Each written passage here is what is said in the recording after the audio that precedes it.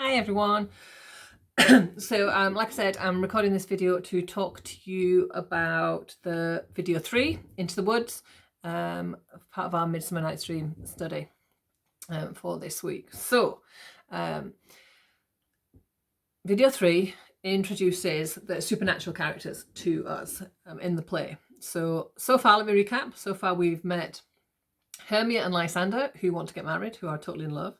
We've met Helena, who loves Demetrius, and we've met Demetrius, who wants to marry Hermia. Okay, Hermia's dad wants Demetrius and Hermia to get married, and he went to the Duke to complain about this, and the Duke's given Hermia 4 days to think about it, and she has to either become a nun or die if she doesn't do what her dad says. Quite severe. Lysander and Hermia have decided to run away. They're going to meet in the forest, and Helena went off to tell Demetrius, and they're going to also be there. Remember, in the video 2, we met the mechanicals or the craftsmen, and they are practicing a play that they're going to perform at the Duke's wedding because they want to win some money. So they've decided to go and practice in the forest also, because I think it'll be nice and quiet there, and nobody will steal their ideas. Okay, so that's where we're at. Let's start video 3. Okay, done so much talking this last hour. So when we go into the forest, it opens, if you're looking at the script, it opens with a scene between Puck and another fairy. And the whole purpose of these first 60 lines is just to let us know that Puck is a bit of a mischief maker. He's renowned for playing pranks on people, and it's important that we as the audience know that because of what he's going to go on to do.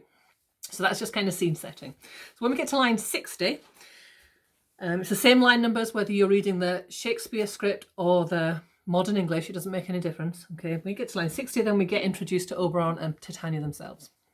And they are king and queen of the fairies. And they have fallen out. They're in the middle of a big argument because Oberon wants Titania to give him as a servant a changeling boy, because they're quite sought after and rare. And Titania's like, no, I won't, because his mum was my friend and I said I'd look after him when she passed away. So there's no way on this earth you're getting this boy. The problem comes because if you think about what we've said about the time in the 1600s, women had no rights in those days. So we've seen that Hermia is expected to marry who her dad says, regardless of what her point of view is. The same when you were married, the woman was expected to do what the husband said. I would fail totally back in the 1600s. Wouldn't have been a good time for me. So this is what the falling out's been, and the falling out has meant that the seasons are all going a bit wonky because they're magic and they're involved and connected to nature. Okay, so this is not good. So that argument takes us up to line 145. Okay, so if you're taking it in sections, this is what's happening. Okay, so an Oberon's like, fine, off you go, you stomp off, I don't care. What I'm going to do, he has this great idea, I'm going to get revenge on Titania by getting a flower that contains love potion, because it got shot by Cupid's arrow when he missed somebody once. And if I squeeze the juice of that flower into Titania's eyes, when she wakes up, the first person that she sees, she's going to fall in love with.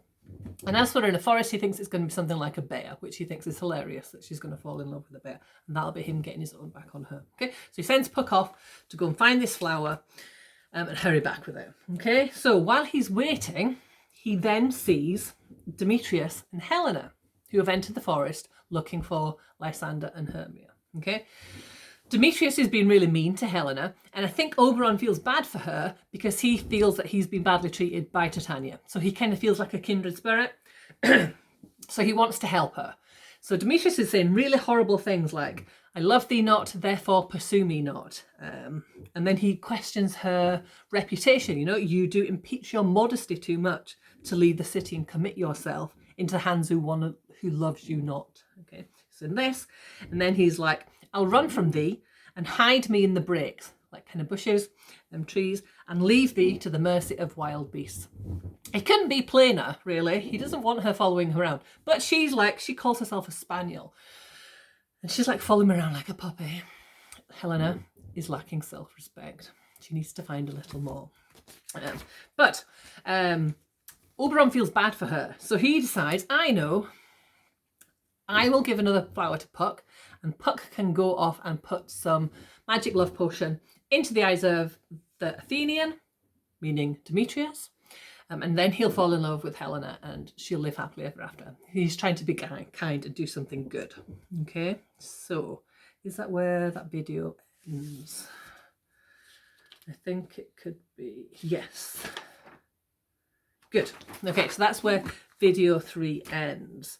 Good. So hopefully that was nice and straightforward. Nice quick overview. Hopefully you can understand what's happening. Any questions, just give me a shout. Okay, I'm going to record now the videos for videos 4 and 5. Okay, see you soon.